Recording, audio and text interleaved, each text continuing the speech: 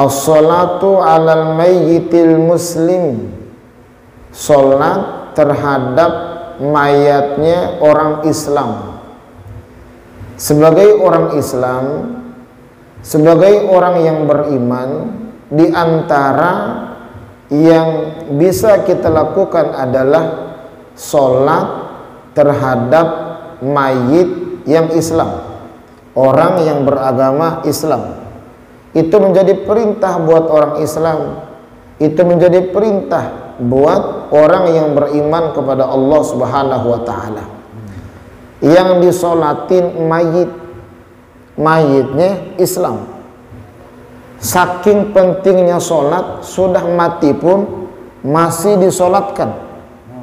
Saking wajibnya solat, sudah mati pun masih kita solatkan. Istilah orang, solat kalau sanggup dengan cara berdiri, tidak sanggup dengan cara berdiri, solatnya dengan duduk. Tidak sanggup dengan duduk, solatnya berbaring. Tidak sanggup berbaring, solatnya maka isyarat. Tidak sanggup maka isyarat, berarti disolatin. Udah nggak bisa gerak lagi dia, udah mati. Saking luar biasanya solat ini, jemaah sekalian. Tapi memang ada orang yang selama hidupnya jauh dari masjid, ada orang yang selama hidupnya jauh dari musola, ada orang yang selama hidupnya tidak pernah ibadah di hadapan Allah, meninggalkan sholat. Begitu mati, kita gotong ke masjid, kita gotong ke musola, kita sholatin. Saking luar biasanya agama kita ini, jemaah sekalian. Ada orang yang selama hidupnya tidak pernah ikut tahlil. Ada orang yang selama hidupnya tidak pernah mendoakan orang yang mati. Ada orang yang selama hidupnya tidak ibadah kepada Allah. Begitu dia mati, ditahlilin, didoakan oleh saudara-saudaranya. Ini hebatnya agama Islam, jemaah sekalian. Ada orang yang hidupnya nggak pernah baca Quran, atau istilah orang baca Quran pun nggak bisa. Tapi begitu orang tersebut mati, orang tersebut wafat, atau orang tersebut ngomongnya meninggal, dibacakan Quran. Ini hebatnya agama Islam. Sampai orang tersebut mati atau wafat atau meninggal, sampai disolatkan oleh saudara-saudaranya yang masih hidup. Nah, pada pembahasan kali ini adalah tentang keutamaan, tentang pahalanya kebaikan orang yang menyolatkan saudaranya yang meninggal dunia.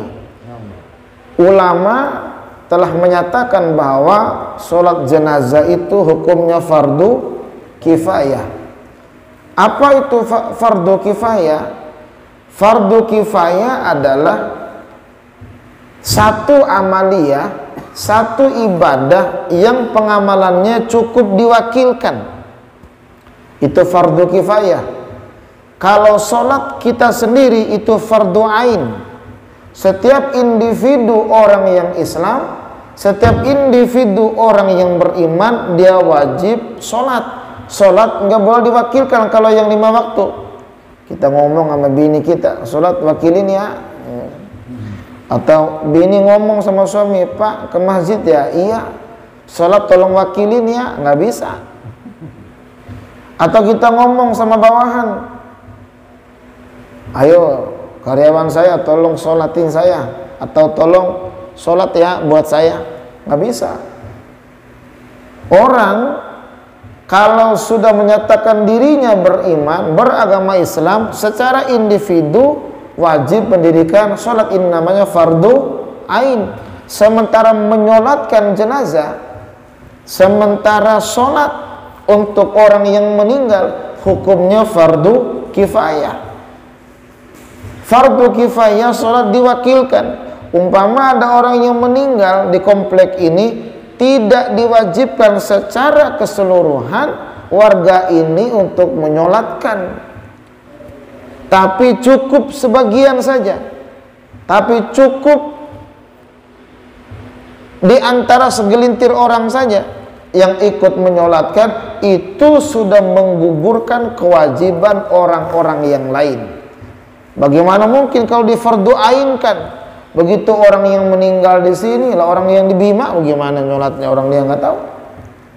Nah, maka sholat mayit merupakan fardu kifayah. Nah, jemaah sekalian, sudah diajarkan di fikih-fikih bahwa tata cara sholat mayat. Tata cara sholat mayat kita, sholatnya pertama kali membaca suratul Fatihah. Itu takbir yang pertama, Allahu Akbar. Lalu baca suratul Fatihah. Habis kita baca suratul Fatihah, takbir yang kedua membaca sholawat. Membaca sholawat kepada baginda Rasulullah sallallahu alaihi wasallam, minimal sholawat yang pendeknya adalah Allahumma sholli ala sayyidina Muhammad. Atau nanti sholawat Ibrahimiyah, sholawat yang kita baca di dalam kita tahiyat. Di takbir yang ketiga kita baca Allahumma gfir lahu warhamhu wa'afihi wa'fu anhu. Itu doa yang pendeknya. Kalau yang meninggalnya perempuan, Allahumma gfir laha warhamha wa'afiha wa'fu anha. Nah, yang repot kalau yang matinya banci, gimana tuh Ustaz Narwa? Kalau yang matinya banci gimana? Yang matinya banci gimana di sini Pak Haji? Allahumma firlahai gitu, warhamhai, wa'fu anhai, karena dia suka hai-hai di lampu merah. Dan di takbir yang keempatnya baru Allahumma la tahrimna ajrahu wa la taftina ba'dahu waghfir lana wa lahu wa li ikhwanina alladzina sabaquna bil iman wa la taj'al fi qulubina ghillan lil ladzina amanu rabbana innaka raufur rahim. Baru salam. Itu sholat untuk mayit. Nggak ada rukunya. Nggak ada rukunya. Ada beberapa tahun yang lalu awal-awal Covid, ada video, ada dokter atau bagian Covid sholatin mayat maki ruku. Sholatin mayat maki ruku. Yang herannya ini sebagai imamnya. Sebelum dia masukkan ke dalam liang lahat, masih di atasnya itu mayatnya, masih di petinya, disolatkan. Yang sholatnya ini ada 2-3 orang. Ini yang laku, yang sebagai imamnya, yang ruku dia. Untung dia nggak sujud, maka tahiyat lagi, nggak repot. Makmumnya yang di belakang nggak ikut sujud. Makmumnya rada pintaran daripada imamnya. Nah, ini jemaah yang dimuliakan Allah Subhanahu wa taala.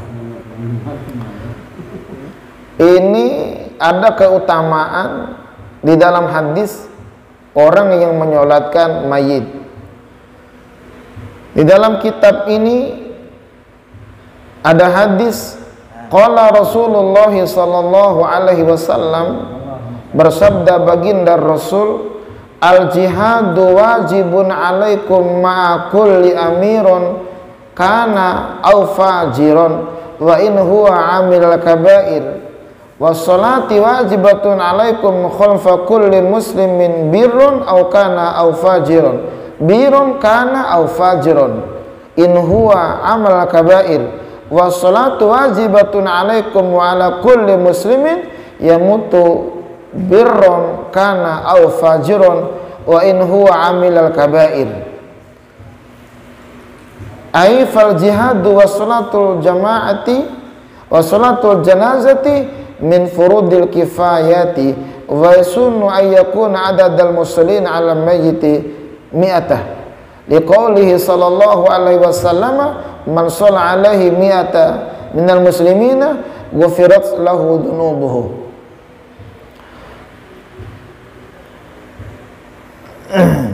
hadis dari baginda Rasul, al jihadu wajibun alaikum, jihad wajib atas kalian, ma'akulli amiron, beserta pemimpin kalian, karena pemimpin itu baik, au fajiron, atau pemimpin itu punya dosa atau berdosa, wa in huwa amil kabair, walaupun pemimpin itu berbuat dosa besar. Jihad atau berjuang menjadi wajib atas kalian, kata Nabi. Artinya kalau seandainya ada satu pemimpin, seandainya ada satu amir memerintahkan kepada kita sebagai umat Islam untuk berjuang, untuk berjihad, maka kita wajib melakukannya, walaupun pemimpinnya baik atau pemimpinnya pendosa. Urusan dosa urusan dia, urusan baik urusan dia.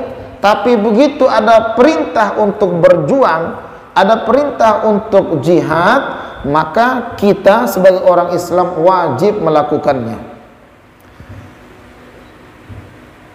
Wa in huwa amil kabair, walaupun pemimpin tersebut melakukan dosa besar, walaupun pemimpin itu melakukan dosa besar, kalau dia memerintahkan kepada kita untuk berjihad, maka kita harus melakukannya. Lanjutan hadisnya, wassalatu wajibatun alaikum khalfa kulli muslimin birrun aw kana aw fajirun. Salat wajib atas kalian, salat wajib atas kalian wahai orang yang beriman, khalfa kulli muslimin, bagi setiap orang Islam, birron baik, au fajiron atau dosa. Artinya salat bersama imam, salat bersama pemimpin itu wajib. Mau pemimpin tersebut dosa atau tidak, dosanya pemimpin bukan urusan kita, urusan dia dengan Allah.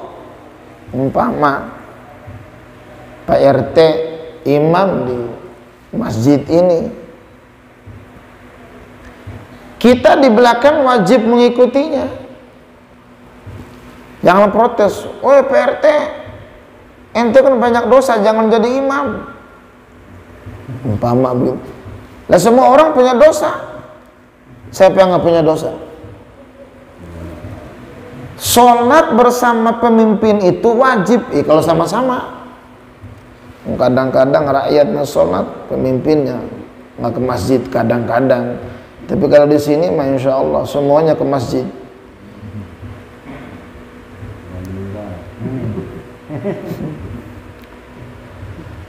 Nah, wassalatu wajibatun alaikum. Nah, perintah yang kedua, perintah yang ketiga, wassalatu wajibatun alaikum, salat wajib atas kalian, wa ala kulli muslimin, dan terhadap setiap orang Islam, yang mutu, yang mati. Jadi wajib orang Islam menyolatkan setiap orang Islam yang meninggal.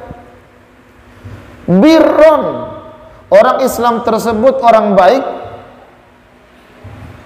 al-fajiron, atau orang berbuat dosa. Cuman wajibnya wajib kifayah. Wajibnya wajib kifayah. Maka penjelasan di dalam kitab ini adalah ayfal jihadu wa sholatul jama'ati wa sholatul janazati min furudil kifayati.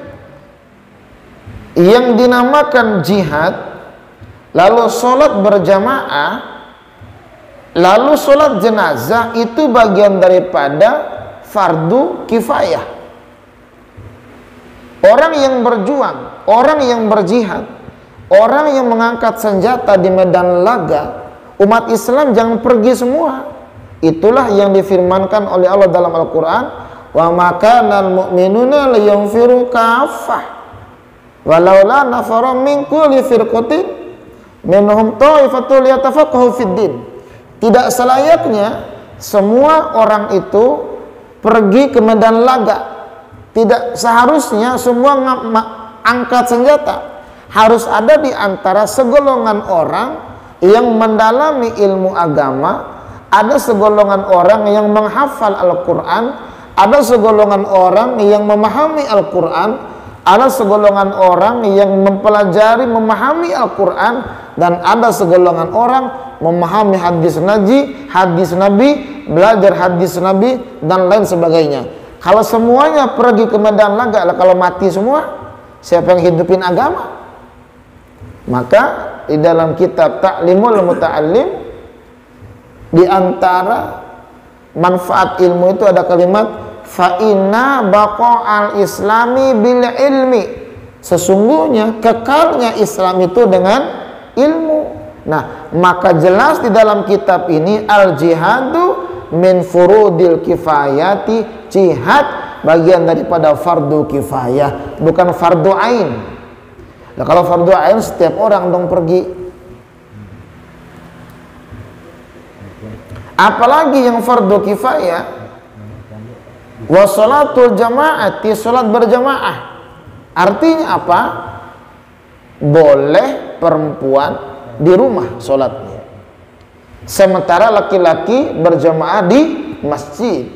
Perempuan tidak harus datang ke masjid untuk sholat berjamaah, cuma kalau mau silakan. Inilah namanya hukum fardu kifayah. Lah kalau fardu individu, kalau fardunya itu fardu secara personal semuanya, iya sih rame sih masjid, cuma nanti isi rumah hilang, diambil orang, nggak ada yang jagain rumah. Nah, wassalatul janazati, nah sholat jenazah, sholat mayit, ini juga min furudil kifayati, bagian daripada fardu kifayah. Nah, itu maksud hadis yang di atas tadi. Nah, jamaah yang dimuliakan Allah Subhanahu wa taala.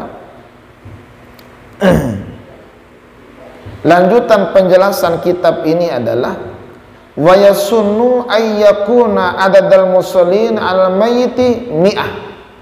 Dan sunnah orang yang menyolatkan mayit itu bilangannya 100 orang. Bilangannya sunnah tuh 100 orang.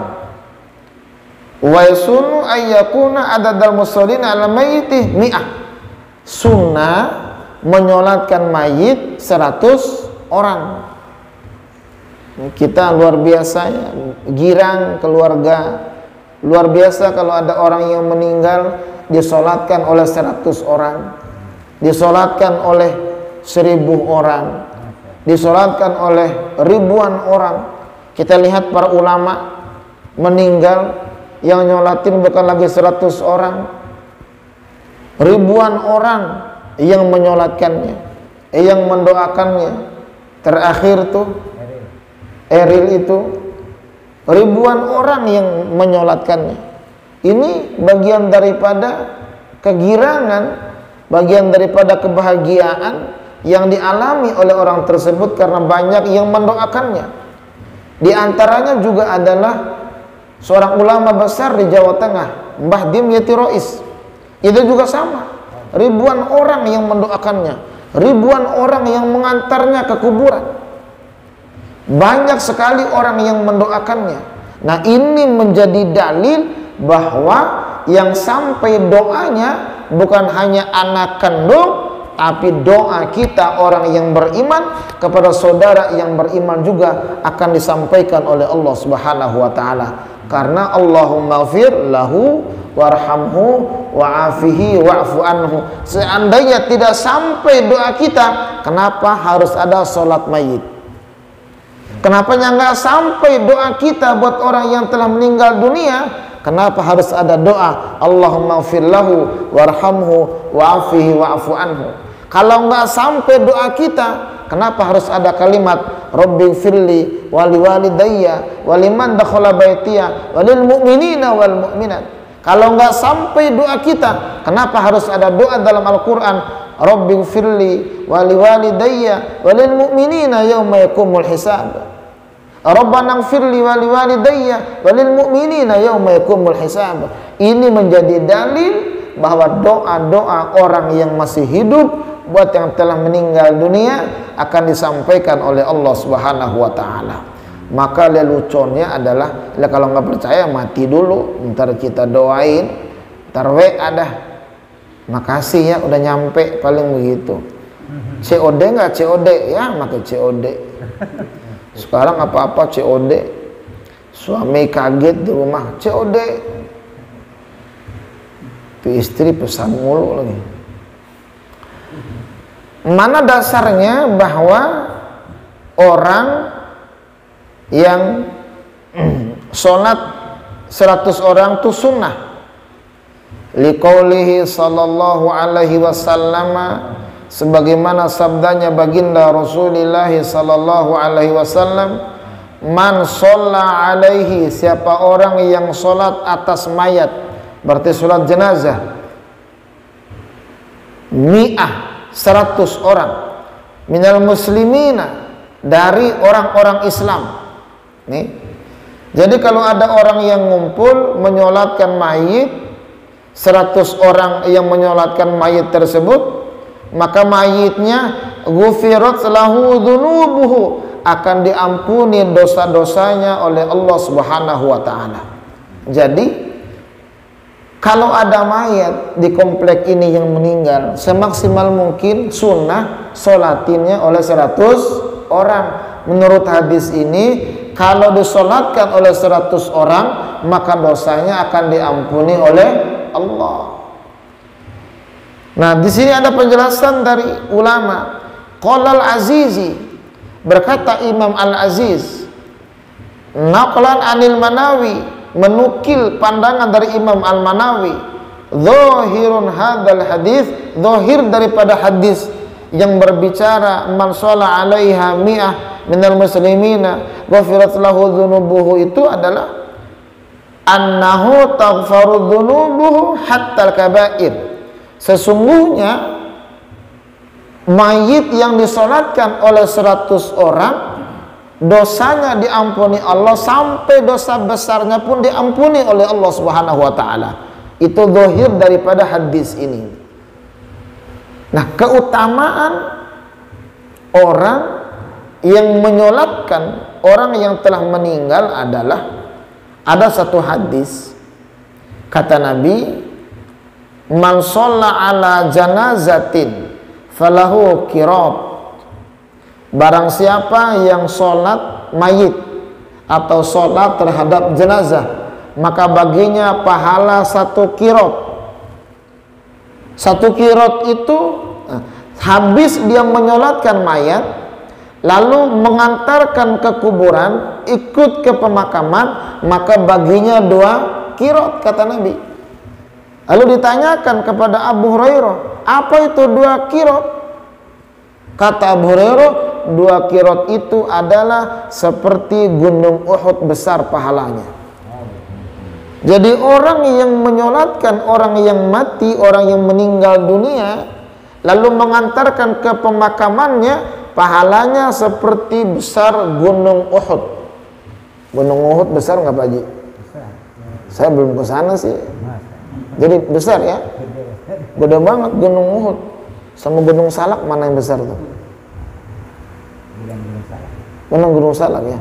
Tapi pahala kalau sebesar gunung Uhud, badan kita kecil, gunung Uhudnya gede, nggak bisa ditimbung kita sama pahala.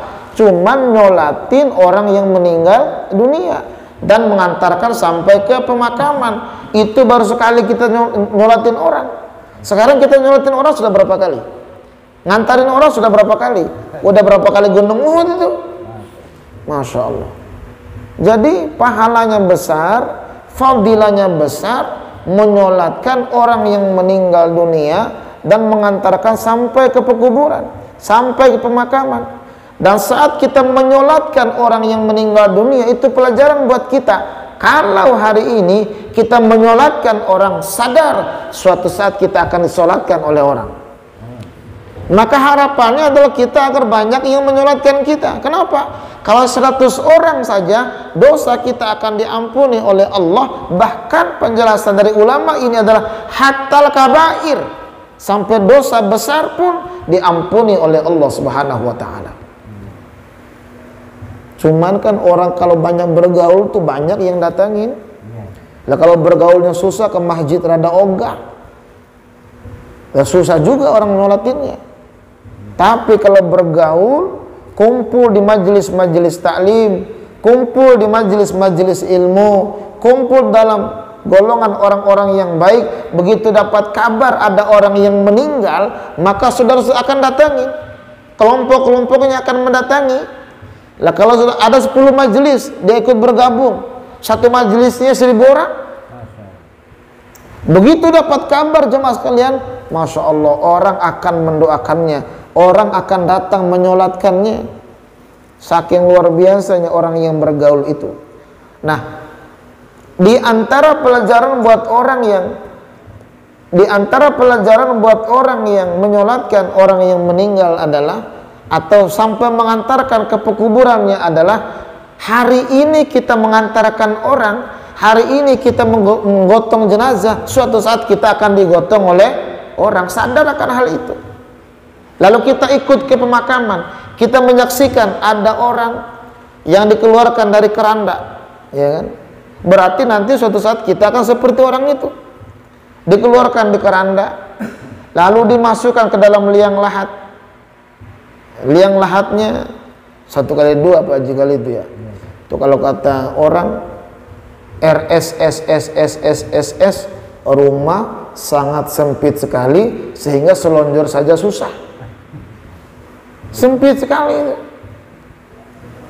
Kita dimasukin ke liang lahat, lalu ditutup pakai papan. Kita menyaksikan tuh ada orang meninggal tuh. Kita menyaksikan. Orang sekarang menyaksikannya bukan mau mengambil pelajaran, malah ingin ngambil foto, malah ingin bikin video. Ya bagus, cuma kan sebagai bahan pelajaran. Pelajaran bagi orang yang hidup adalah saksikan ada orang yang diturunin dari keranda, masuk ke liang lahat, lalu ditutup menggunakan papan, lalu diuruk. Begitu diuruk, diinjak-injak. Suaminya yang katanya sayang sama istrinya, sayang bener, selingkuh aja dia nggak mau. Begitu mati, dia mah nggak bakal ikut dikuburin kalau dia belum mati. Banyak sekali pelajaran-pelajarannya, di samping pahala yang besar yang kita dapatkan jemaah sekalian daripada menyolatkan, mengantarkan, dan mengurusi mayat sesama orang yang beriman itu. Nah jemaah yang dimuliakan Allah Subhanahu wa ta'ala, maka penting sekali di lingkungan-lingkungan belajar cara memandikan jenazah, belajar cara mengurus jenazah, belajar cara sholatin jenazah, belajar cara membawa mayat ke pekuburan. Harus dipelajari itu. Kenapa? Sebab kalau nggak dipelajari cara mengurusnya, kalau nggak, generasi yang selanjutnya adalah nanti pada akhirnya akan putus ilmu tersebut dan nggak ada lagi yang mau mengurus mayat. Ada cerita guru saya, suatu ketika guru ini pergi dakwah ke satu daerah. Ternyata dapat kabar satu daerah itu ada mayat sudah 3 hari nggak diurus-urus, nggak dimandikan, ditaruh aja begitu. Akhirnya ini guru kita dipanggil sama masyarakat untuk mengurus itu mayat. Ditanya, kenapa itu mayat dibiarkan begitu saja nggak diurus? Kata masyarakat, maaf Kiai, dia doang yang selama ini yang bisa ngurusin mayat. Sekarang dia mati nggak ada lagi yang ngurusnya tuh. Masya Allah. Jadi berdosa. Jadi kalau ada orang yang tidak ngurus mayat, kalau ada orang yang tidak menyolatkan mayat, tidak ada orang yang mengantarkan sampai ke pekuburan mayat, maka yang berdosa adalah orang yang ada di situ. Karena kewajibannya belum digugurkan. Begitu ada yang ngurusnya, namanya fardu kifayah, maka kewajiban yang lain digugurkan, diwakilkan oleh orang lain. Nah, ini pentingnya mengurus jenazah. Makanya ini bagian daripada amalan orang yang beriman kepada Allah Subhanahu wa ta'ala.